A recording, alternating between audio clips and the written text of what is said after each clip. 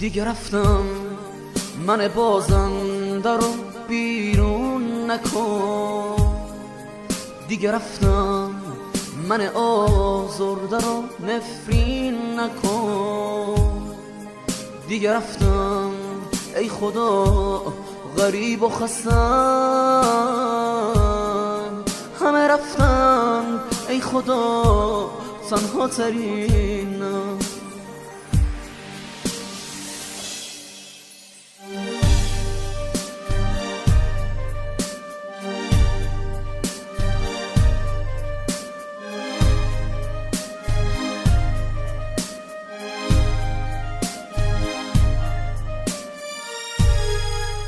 چرا رفتم من خسته توی این خونه دلگیر؟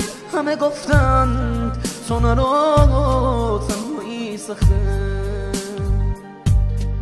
چرا رفتم من خسته توی این خونه دلگیر؟ همه گفتند تو نرو تنهایی سخته.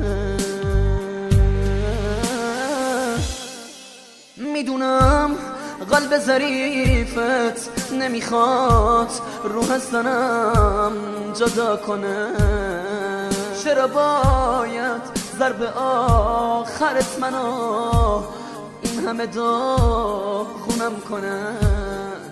این همه زندون غم برای کی؟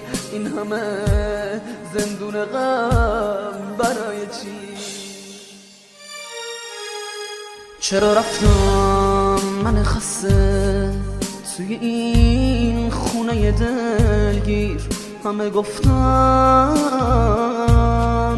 تو نرو تنهایی سخته. چرا رفتم من خسته توی این خونه دلگیر؟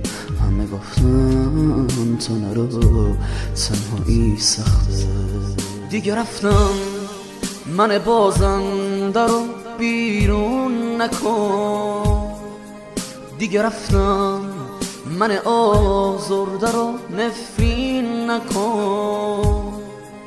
دیگه رفتم ای خدا غریب و خستم. همه رفتن ای خدا تنها ترین.